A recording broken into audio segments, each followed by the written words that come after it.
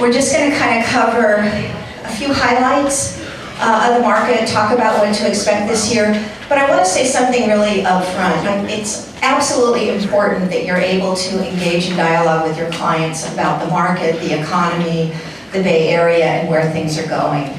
But it is not a predictor of your success.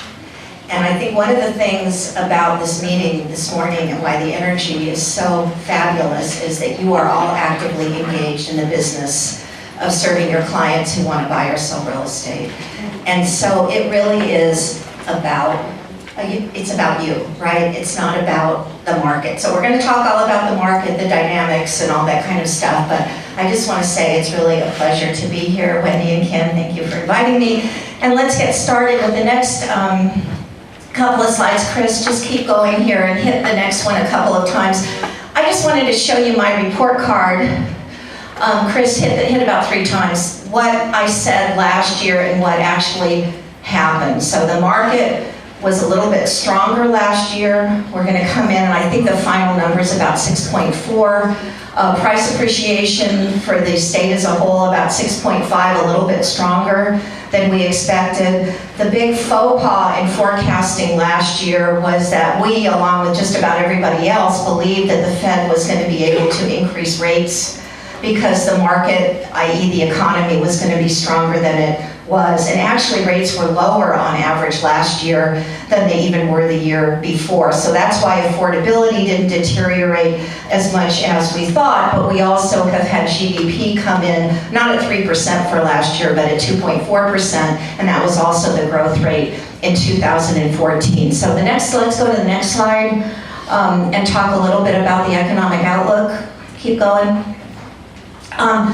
In general, the economy is underperforming, right? There's a lot of headwinds in the economy. We've got really good job growth. If you saw the release this morning, the unemployment rate is at 4.9%.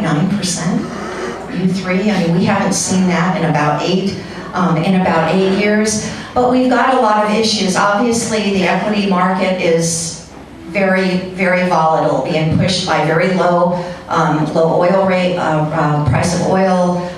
What's going on in China is a huge concern, and it looks like that volatility is going to be with us for a while, at least until the energy sector kind of settles down and they get prices back to something reasonable. Consumer spending is okay, but not great. They're actually saving a lot more than they used to. And we've got a very strong dollar. You know, one of my friends has referred to the U.S. economy as the cleanest dirty shirt in the hamper.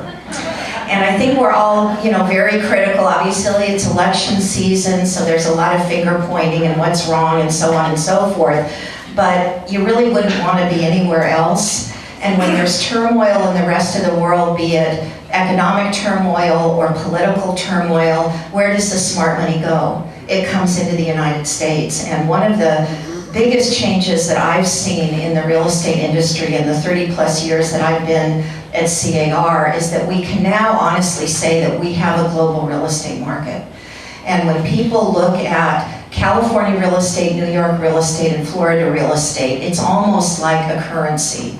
It's not even about yield, and sometimes it's not even about a budget constraint. It's let me take this cash and put it somewhere where I know it's going to be safe. And that's been a very interesting experience from several of the micro markets here. Okay, what is the Fed going to do? Well, nobody really knows, but it doesn't take a rocket scientist to figure out that now is not a good time to increase rates again. We finally had them act in the middle of December. Until about 3 weeks ago, Bad swore that we'd see between 2 and 4 further increases in 2016. And right now, really all bets are off because the equity markets are just too fragile. There's too much uncertainty, and the Fed doesn't want to add to that. Their next meeting is next month. My guess is they're going to do what they just did last week, and that is nothing. If this all settles out, which it should, I do think we are going to see overall higher rates in 2016. The Fed has got to normalize monetary policy, and what I mean by that is they've got to get that Fed funds rate up high enough that when we get to the next downturn, they've got a tool to use, right? They've got to kind of pull the quiver back, and the longer this quote-unquote recovery period lasts, the more likely it is we're going to get in another downturn, and there they are going to be with actually not the Fed funds rate as an effective tool, right? They're going to have to go back into a quantitative easing situation. So let's just go quickly through the next couple of slides, Chris. Here's a look at GDP with the projection for about 2.6 or 2.7% this year, and you can see just quarterly how it's been tug and pull in terms of the level of growth. Next slide. Unemployment. So we had this, huge hemorrhage in the jobs figures. It took us about 5 years to replace all the jobs that were lost. We have now done that. And as you'll see in a minute, and keep going, Chris, let's see what I've got next. Here's the unemployment rate down to 4.9% this morning. Next slide. Okay, San Jose and San Francisco, the Bay Area economy is the strongest regional economy in the nation. Absolutely in the nation. So everything you read about what's going on in the US or California in the aggregate, don't worry about it. I mean, don't realize that what's going on here is a little bit of an anomaly, right? You have such strong growth in all of the tech-related areas that it is having a very specific impact on housing. And I'll have a slide in just a few minutes showing the migration patterns in the Bay Area are away from the high-priced areas to the more affordable areas. And as I listened to the pitches this morning, the fact that 1.2 and 985 are considered affordable shows you kind of what's happening to the Bay Area market. Okay, let's go. Consumer confidence, it's up. Consumers are feeling, again, it's okay, right? It's been a long haul. Everybody knows somebody that's still struggling with maybe getting the kind of job that they want and so on. But in general, things are much, much better than they were. Next slide. And so we had a huge recovery in household formation in 2015. And this is one of the key drivers of the demand for housing, right? In 06, 07, 08, household formation fell because people either lost their jobs and had to move back in with family members, or the kids that are, graduated from high school and college couldn't go out on their own. So household formation was very, very low beginning in 2007, but it bounced back up in 2015, and that bodes very well for the health of the demand for housing. Next slide. What's going to happen to rates? Well, this is like a really great slide because here you see the Fed funds rate at almost zero beginning of 09, and then if you look way at the end, we have that little bit of a uptick. Next slide, you can also see just kind of the rates actually in January, because of what was going on in the markets and the flight to safety, actually dropped a little bit. But again, I think after things shake out in the first quarter, when they feel comfortable, the Fed is going to engage in a couple of more rate increases in 2016, just because they really have to, right? And the actual numbers for job growth in the U.S. are pretty good. Okay, next slide. Here's our forecast for 2016, about a 2.7% growth in GDP. Unemployment for the year as a whole about 5%, and it may be even better than that. Disposable income up 2.7%. If we go to the next slide, in California, real disposable income growth is 4.5%. So you can see how much stronger things are in the California economy. Next slide. So now we're going to get in, next slide, just talk about our industry for a little bit. That blue line there is membership in the California Association of Realtors, so that's all of your competition. And the orange bars are closed escrows of existing single-family homes starting way back in 1970. And if you kind of eyeball those two series, you can see that the market peaked, and then about 2 years later, membership peaks. And it happened kind of 3 times in a row until where we are right now. And if you look at the market, and again, I'm looking at the statewide statewide numbers over the last 4 or 5 years, I feel like we're stuck. You know, I feel that the market is underperforming the strength of the economy and the rates, you know, the low rates that we have. And we also have a situation where membership has continued to go up. And I think that really mirrors the challenges that people are having in getting jobs in the rest of the economy, because real estate is one of the last bastions of entrepreneurship, where you can enter without a, you know, sophisticated degree.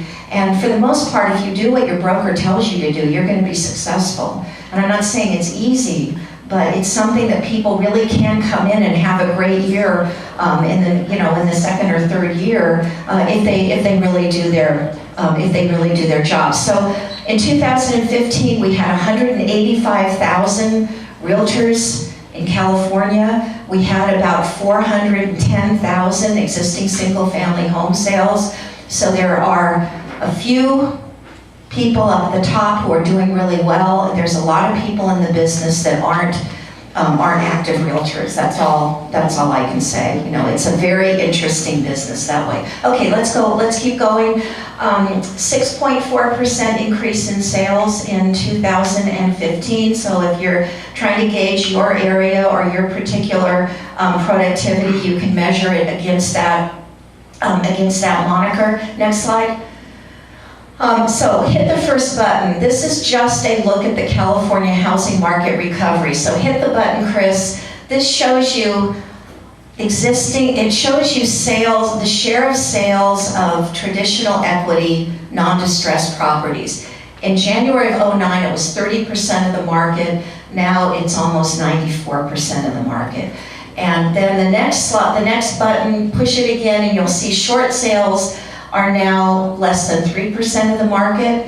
And then this is the big one. The next one, Chris, is the REO from 60 down to whatever that is, 3 point whatever it is. So, and if you just kind of eyeball it, I would say that the California housing market recovery was complete in January of 2014. That it took us 5 years to kind of work through all of that REO. Okay, next slide. So in Alameda County right now, there's 473 properties with an NOD. Next slide. There are 298 properties where an auction has been scheduled. Next slide. There are 330 REO. Next slide. In Pleasanton, there are 12 REO. Next slide. In Dublin, there are 13. And next slide. In Livermore, there are 17. So there's a teeny tiny little bit, but not very much left. Okay, next slides. Prices. The year-over-year change in prices peaked in the middle of 2013. In the middle of 2013, we had the taper tantrum, and in about a 2-month period, rates went up about a full % because people were concerned about the end of the quantitative easing program, even though it didn't happen until much later. So we are looking at price appreciation today in the mid-single digits. And that doesn't mean there aren't unique properties that are selling for way over list and all of that kind of stuff, but just in general, I would say the urgency and the peak of this market cycle was 2013. And now we are kind of easing back into what I would call a more normal, balanced market for this particular cycle. Next slide. Price per square foot, should have taken this out, but it's just kind of another way of looking at prices, and you can see how things flattened out in 2015. Next. Underwater. Remember when we were like all underwater? Not personally, but just the market. Back in the fourth quarter of 2009, 35% of the mortgages in California were underwater. And today it's 7.3%. So that price appreciation has raised a lot of people over the last few years so they can breathe again and maybe put their properties back on the market. So that's kind of a conversation that you might want to have. Next slide.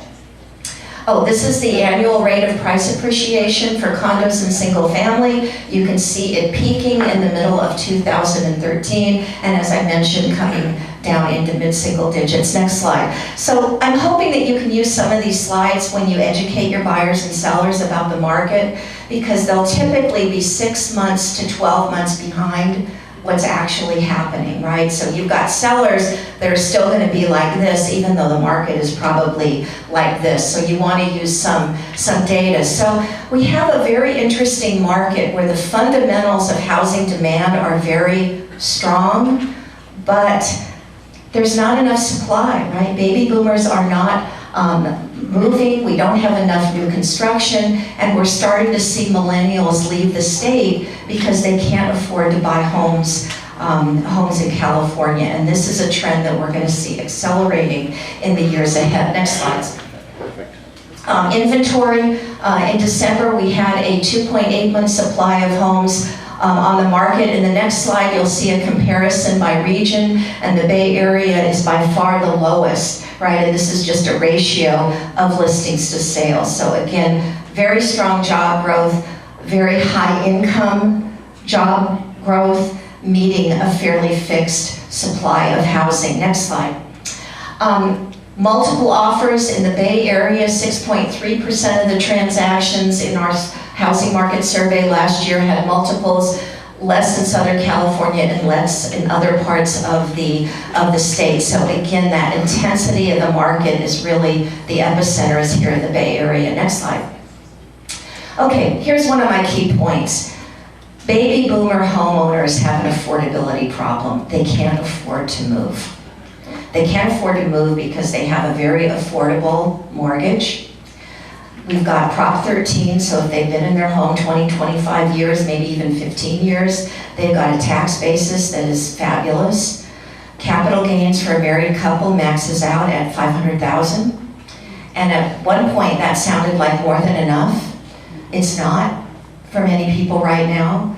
They also realize that they could sell their house in a heartbeat, but where are they going to go? They're going to have to leave the area in order to find something to buy, and many of them don't want to do that. And for some people, they actually couldn't qualify to get a mortgage today, or it would be hard, right? Or it would be more expensive because they're not like a W-2 employee. So underwriting has gotten, I think, more favorable. I don't want to call it loose, but it's a little bit looser than it was.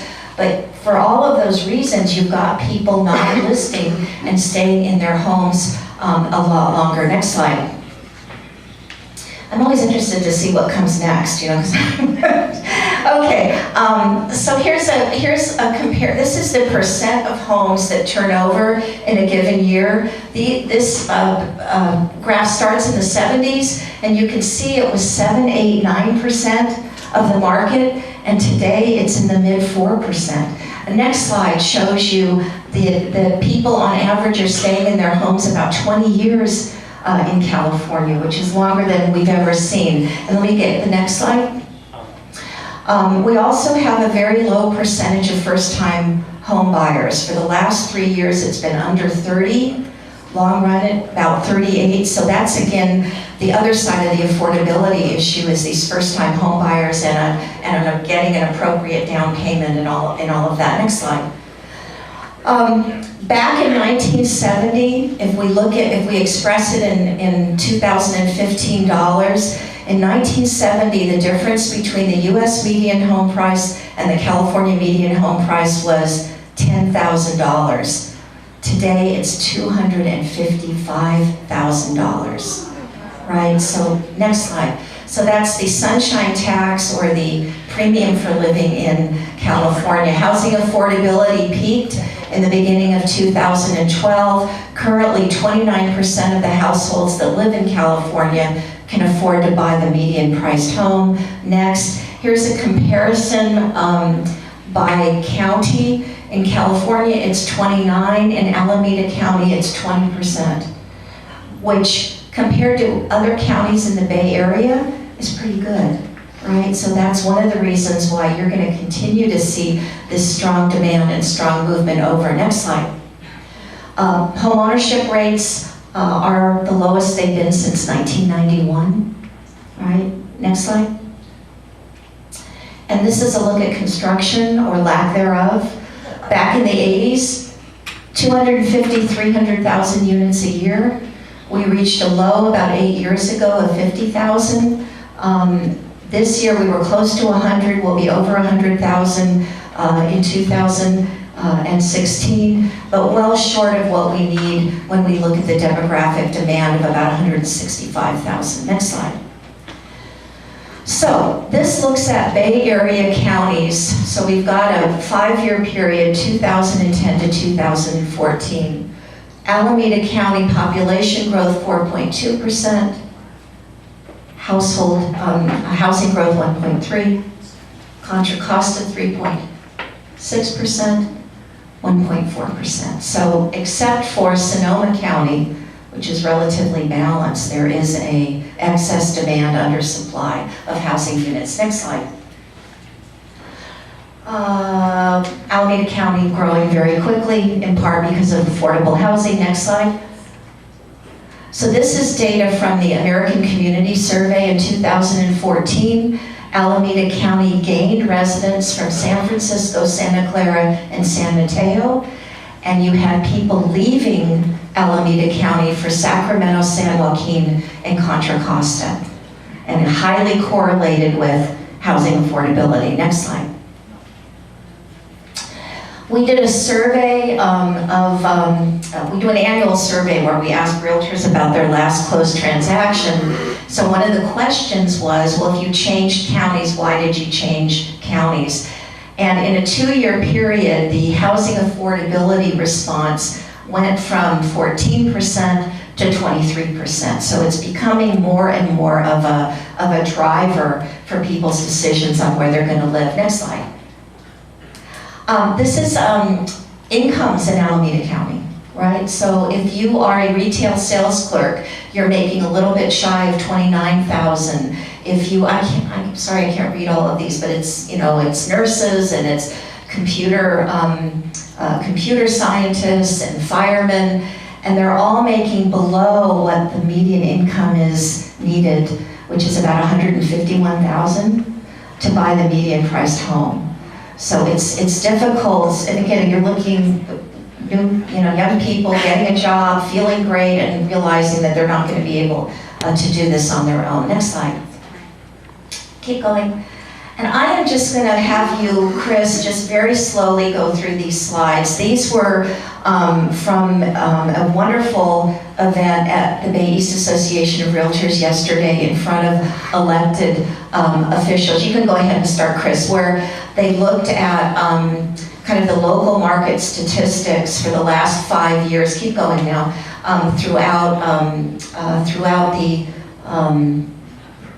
East Bay area. Chris, go ahead, just keep pushing kind of slowly, and we'll, I just want you to see, and again, if you keep going, download the presentation, you can kind of see the trend. Chris, just keep pushing, don't wait for me to say next. Let's just go through these, because Chris? I feel like we have a communication problem. Okay, wait. Not too fast, not too fast.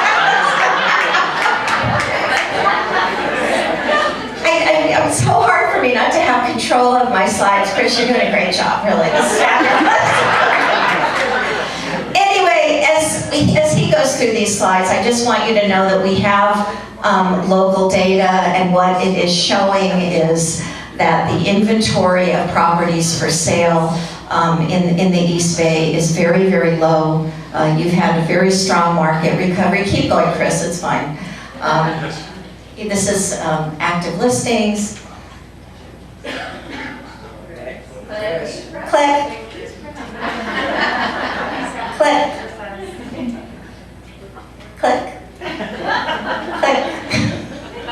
Okay, now we're moving on to prices, and you're going to see what you expect to see. Click. Next, boom, look, it's starting in 2012, look at that. And that's when housing affordability started to deteriorate. And this is wonderful data. David Stark presented this data yesterday, and it's just so great to see kind of the city comparisons. Next, Tri Valley, Here are percentage changes, so you can see the big drops we had in '08 and '09, and then the increases, and to my point earlier about 2013 being the period of greatest intensity in the market. Next. Next. Next. You know, one of the interesting things in my job is going all around the state and having people say, you know, Leslie, we really appreciate your comments about the state and whatever, but you know, it's really not relevant to us because we are unique. Our area is unique.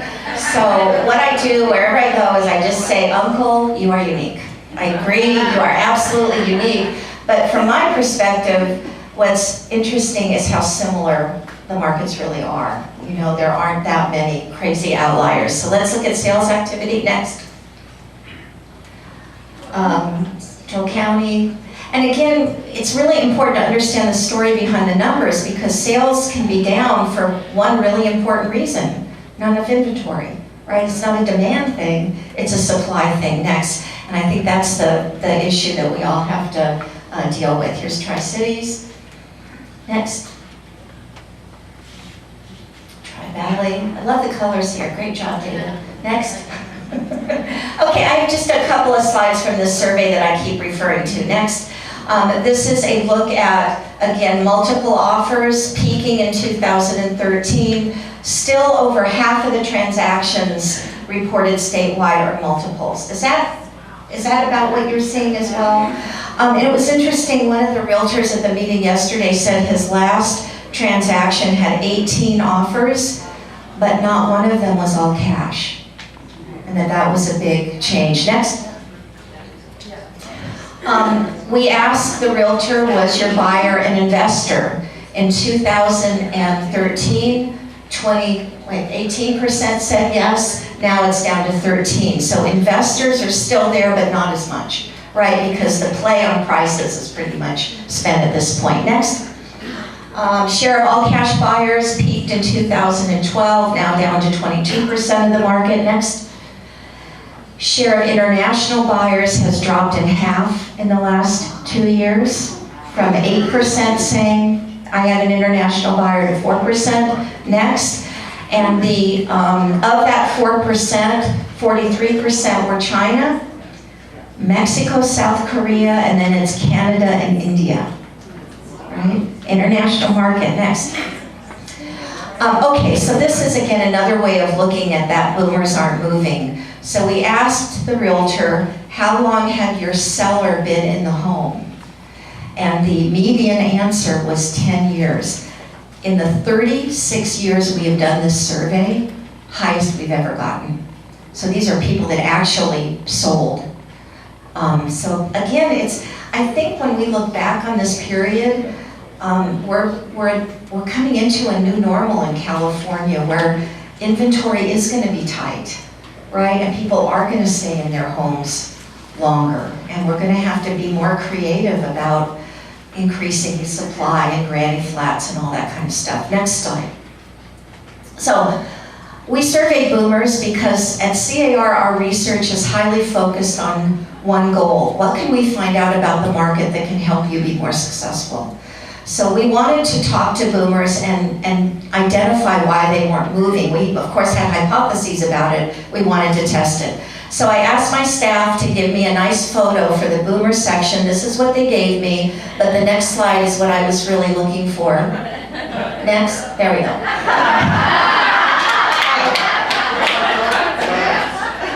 Because you always are when you look in the mirror, you're always 20, right? So this was me at 20 at Berkeley. That was me. Okay, next slide. So the average age of the boomers was 59. Next. 56 were married. 56% of the people we talked to were married. 26% were single, and 18% were having a great time. Keep going. 75% were owners. Next slide. And of those owners, 92% had equity. Next. 59% said no, they do not plan on selling their home when they retire. Only 10% said they did. Next slide. But over half of them were worried about the ability of their children to buy. And they obviously should be worried about that. Next slide. and 43% of those said they wanted to help their children with a down payment. So this is a suggestion. We ought to be having that kind of dialogue with boomers. You've got a lot of equity in your home, why don't we keep it in real estate, but get it into part of it into another property and help you get your kids started. Next slide. So then my favorite question to ask pretty much anybody is what keeps you up at night? So we asked the baby boomers, and 39% are obviously taking Ambien on a regular basis. Right? I mean, seriously. And the other ones I think are familiar to all of us. Work, insomnia, job security, TV. I mean, economy is only 1%, so that's me down there. Okay, next. A couple things on millennials next. Millennials have redefined Maslow's hierarchy with Wi-Fi at the bottom, right? I spoke at a real estate company in San Francisco, and literally after my speech, one of the agents comes running up with a screenshot of her, what's it called, messaging? Text, thanks. Text. And it was her son's friend is staying with them, and the text was, what's the Wi-Fi code? You know, it's so, right. Okay, next. We asked them where they lived, and 41% rented, 36% lived with their parents, 20% owned. The live with their parents is a factor of really two things, and one of them is they graduated and didn't have a job, so there was nowhere to go, and the second is that their parents, their boomer parents, are extremely codependent and feel the need to rescue them. If you're laughing, I know you know. I know who you are. And I just want to say for anyone who hasn't gotten to this point, the horrible freshman roommate is de rigueur. It is very important that your child live through that year and not get rescued. Because once they get through the horrible freshman year roommate experience, they really appreciate you. They really appreciate you. So please don't rescue them. Okay, but the other, more seriously, there was a lot of talk about, oh, these millennials, they don't really want to own a home, they want mobility, and none of that is true. It's just they've had to and been able to delay adulthood by about 8 years. And once they are back on track, and they have kids, they're going to be looking at the suburbs again, they're going to be looking at home ownership. A lot of those things are just going to be the way they are, because when you have a kid, your whole life changes. Okay, next slide. We asked them, the ones that owned, how was your experience buying a home? And half of them said it was good, and half of them said it wasn't good. And I think that's kind of a wake-up call, right? And in our strategic planning committee, we are doing a lot of talking about disruption, right? Everybody's been disrupted, and typically it comes from something like this, where people are dissatisfied. Next slide. So what can we do to make it better? And the fact that 45% of the millennials didn't know if they could qualify for a mortgage, I think is really a call for all of us to get financial literacy kind of at the top of the list for things that people ought to graduate from high school knowing their how to get a FICO score and what it is, and also how could I get there? What does it look like to become a home owner?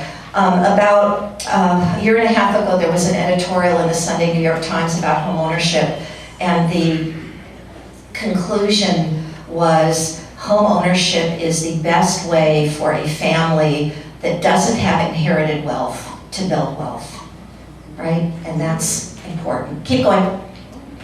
And Guaranteed Rate Mortgage did a survey of people that just got a mortgage, and 23% of them would rather gain 10 pounds than go through that again.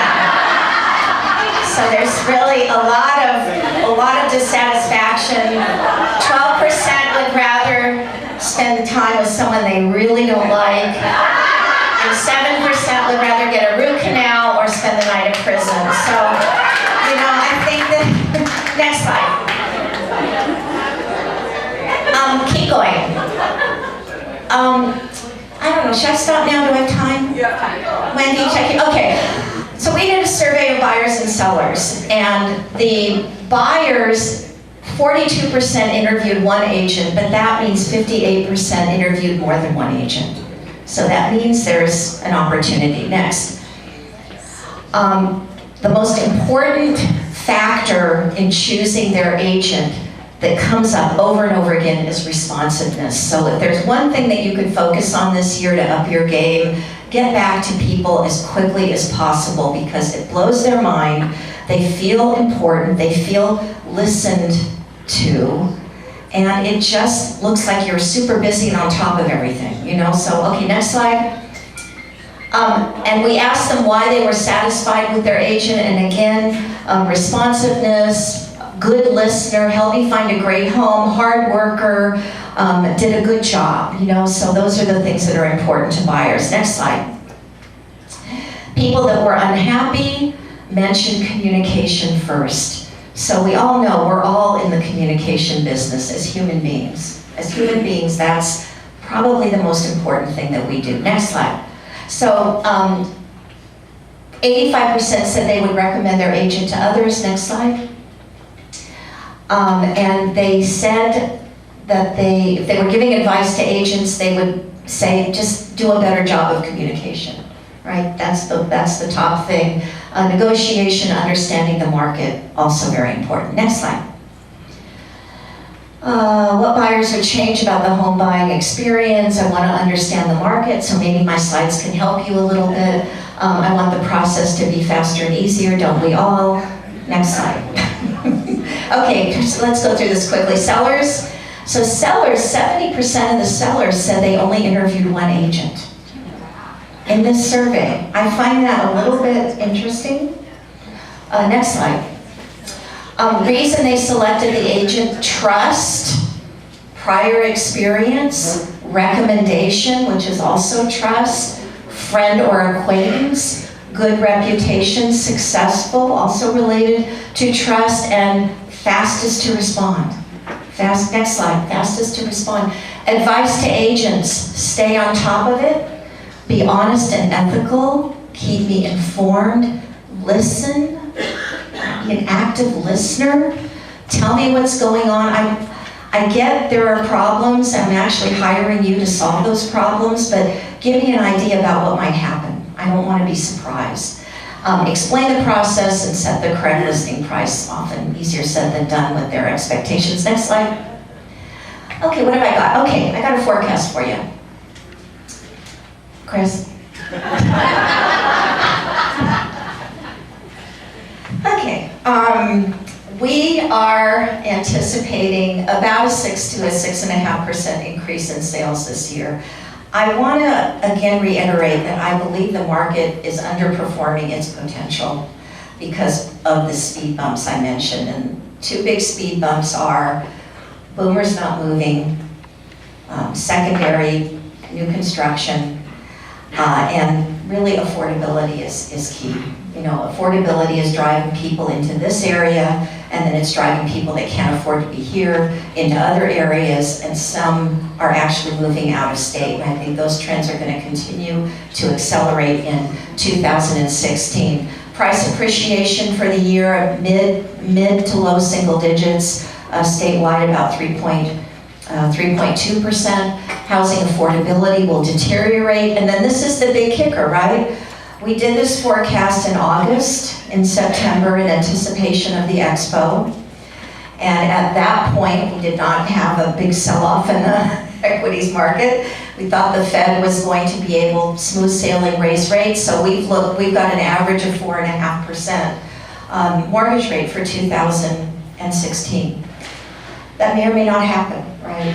We'll just kind of edit it as we go, but if it doesn't happen, we could see a little bit higher price appreciation, right? So we'll see. Next slide. Here's what our housing market recovery looks like in a graphical form. Next slide. And then this is probably something you're all interested in, which is the dollar volume. And the dollar volume of home sales bottomed in 2011 and has been going up since then. So that's very important for all of you. Next. Next, so I just wanted to recommend a book that I'm reading by Amy Cuddy, and you may know her, but she kind of writes about presence. and so I love self-help books. I don't know, I know that at a certain age you kind of go from self-help to spiritual, and I'm kind of like still reading both of them. But she gave a TED Talk a couple of years ago that went viral. She had been in an accident. She had to kind of rebuild herself back up. But it's really all about trust and respect. And she brings it, she's at the Harvard Business School academic, and she brings in a lot of research that's being done by a lot of other people. And one of the things that she talks about is trust, respect, and your presence in an interaction with another person. And one of her colleagues did an analysis, and it was almost 200 presentations, pitches for venture capital. And they looked at who got the money and what characteristics they kind of brought to the table. And in almost every case, the money was given to not maybe the smartest and maybe not even the best pitch, but it was the person that they connected to in terms of their presence, right? In terms of their confidence, their authenticity, the feeling of trust that was established in their presentation. And I just thought, that is so relevant to all of us and what we do in terms of working in the trenches with clients, making presentations, and how we can always kind of improve that. But it's really terrific data to see kind of something that you think is true actually reflected. So next slide. So I don't know if I can even show these or not. I probably can't. I think these are embedded, Chris. And this presentation is going to be available to everybody on car.org, but Wendy has a copy and it can get sent out to everybody. But if I can't show them right now, I'd like you to watch these when you're able to. But there are 3 very short videos from 3 companies that communicated their brand value in a way that wasn't expensive, but resonated with people. And the first one is a funeral insurance company in Holland. And they had and they were kind of flat sales. I mean, who can get really excited about buying funeral insurance, right? And so they had this whole campaign called Say Something Wonderful Today. And they videotaped surprising, parents surprising kids, kids surprising their parents, just saying, they kind of said, everybody says wonderful things about you at a funeral. Why don't we do it now? Why wait? And it went viral, and they had a newspaper that just said, Dear Blank, and it was a blank page, and you wrote something to somebody, and they created advertising that went out in the local area, and it was just absolutely amazing. And the number of people buying funeral insurance skyrocketed because of that, And then the second one is Honey Made Graham Crackers, right? For years, their moniker has been This Is Wholesome. And a couple of years ago, they featured some same-sex families and different mixed race families, and they got hate mail, hate emails from people saying, this is not wholesome, this is disgusting. And so what they did is they hired some artists who printed out every single negative email, rolled them up, and made a big love. I'm gonna start crying. And then they got 10 times as many positives. And they rolled those up and put it around it. It's absolutely just, how they dealt with it is they didn't ignore it, right? They made it a positive, they made it about love. And then the last one, and you might remember this, is the one from the Sochi Olympics by Procter & Gamble, and it's called Thank You Mom. And it's these kids learning how to ski and learning how to this and that. They keep falling down, and then they win at the end. It's oh my God, thank you, Mom. And you don't see, Pampers and Tide or anything until the last thing. And just how that resonated with people, and they bought more Procter & Gamble products because they just felt connected to. And I think that's what this Presence book, Amy Cuddy's book, is all about. Nobody wants to be sold again. I don't think this is just about millennials. I think this is just about all of us becoming more real with each other and connecting with each other. I have a wonderful real estate colleague who I adore, came out with a book, and it says something about authenticity being, you know, your most valuable weapon in sales. And I thought, no, you know, we don't want to talk about weapons. You know, we don't want to talk about capturing the client. We really want to talk about, I think words matter, and it is about collaboration, you know, and that's why all of you are so important. And I want to say one other thing that you really need to recognize is, in the mid-90s in this industry, we talked a lot about disintermediation, and we talked about the travel agents. And today, more transactions use realtors than 20 years ago, right? And I think there are a lot of reasons for that. So you should be really very proud of what you do. It's really important. So anyway, this has been so fun. Thank you for having me.